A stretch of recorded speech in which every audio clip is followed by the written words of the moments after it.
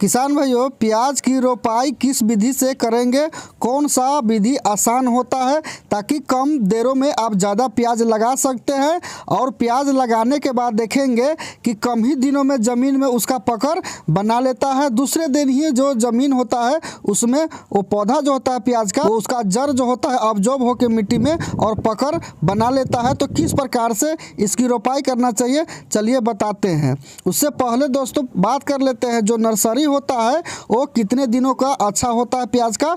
तो 40 दिन का जो नर्सरी होता है, ये जो देख रहे हैं नर्सरी प्लांट, ये 40 दिन का हो गया है। और इसका रूट जो है वो बहुत ही अच्छा है, ज़मीन में पकड़ बनाने के लिए ऐसा रूट बहुत ही अच्छा माना जाता है। देख रहे हैं कि इसमें एक प्याज का जो नर्सरी प्लांट है उसमें तकरीबन 25 से 30 रूट निकला हुआ है। और इसको उस विधि से लगा देते हैं तो कम ही दिनों में ज़मीन में पकड़ बना लेता है। और कोई भी प्याज का नर्सरी सड़ेगा नहीं, गलेगा नहीं और सूख करके पीला नहीं होगा। तो उस विधि से आप लगा करके प्याज का अधिक उपज आप ले सकते हैं।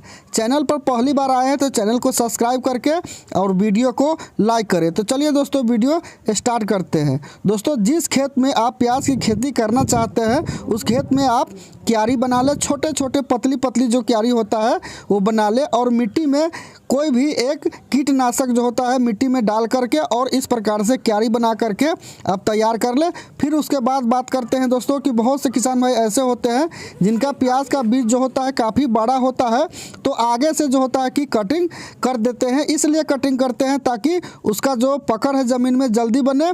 और ज़मीन में पकड़ बन जाने के बाद आगे वाला जो हिस्सा होता है वो जल्दी से ऊपर उठ सके। इसलिए आपको कटिंग कहाँ से करना है, तो जहाँ से जो सारे पत्तियाँ निकले होते हैं उससे 2 इंची ऊपर से ही काटना चाहिए, क्योंकि नीचे से काटेंगे तो पौधा जो होता है वो ख़राब हो जाता है। इसलिए जहाँ से सारी आखिरी पत्ती जो ऊपर वाला होता है जहाँ से निकला होता है वो कम से कम 2 इंची या 3 इंची 4 इंची उसके ऊपर से काट सकते हैं। तो ये होता है कि जब देखेंगे कि नर्सरी प्लांट काफ़ी बड़ा हो जाता है तब काटने की आवश्यकता पड़ती है। अगर छोटा होता है 40 दिन का अगर है तो उसका काटने की आवश्यकता नहीं पड़ती है। अगर जितना छोटा प्लांट आप लगाते हैं उतना जल्दी वो जो है ज़मीन में पकड़ बनाता है और उतना जल्दी वो लग करके वो खड़ा भी हो जाता है। तो इसलिए दोस्तों जो 40 दिन का नर्सरी प्लांट होता है वो अच्छा होता है। आपको लगाना कैसे है तो देख रहे हैं, इस विधि से खुरपी ले करके और खुरपी ज़मीन के अंदर हला करके और एक साइड आपको खुरपी जो है कर देना है, दूसरे साइड जगह बचता है वहाँ पर डाल करके और खुरपी के दूसरे साइड से जो बेंत लगा होता है उधर से उसको ऐसे करके एयर टाइट कर देना है। एयर टाइट करने से ये होता है दोस्तों कि जब आप नर्सरी प्लांट लगाते हैं तो ये खड़ा रहता है। जैसे ही इसमें पानी आप देंगे तो ये आगे के तरफ जो इसका प्रोसेस होता है ज़मीन में पकड़ बनाने के बाद वो चलने लगेगा, क्योंकि ये गिरता कम है। नीचे ज़मीन में इसका पकड़ मजबूती से बना रहता है, चारों साइड से जो मिट्टी होता है वो टाइट हो गया रहता है, इसलिए ये गिरता कम है। अगर गिरता भी है तो ऊपर के हिस्सा जो जितना बड़ा पत्तियाँ होता है वो सिर्फ गिरता है। लेकिन आप पानी दे देते हैं, 24 घंटा के अंदर में आपको पानी देना है। जैसे ही पानी दे देते हैं तो उसके बाद आप देखेंगे अगले दिन जितने पत्ते वाला हिस्सा जो होता है आगे वाला वो ऊपर उठा हुआ आपको मिलेगा।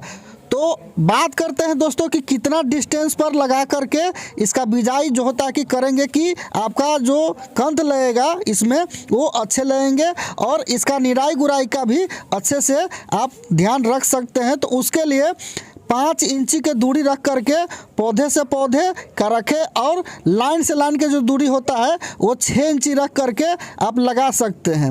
अगर हाइब्रिड वैरायटी है तो, अगर देसी है तो 5 इंची पौधे से पौधे और लाइन से लाइन की दूरी रख सकते हैं। अब बात करते हैं किसान भाइयों कि प्याज का जो नर्सरी प्लांट होता है उसको ट्रांसप्लांट कब कर सकते हैं, तो नवंबर से लेकर फरवरी तक आप कर सकते हैं। अगर आपके यहाँ पर ठंडी जलवायु होता है किसी महीने में तो उस महीने में आप कर सकते हैं।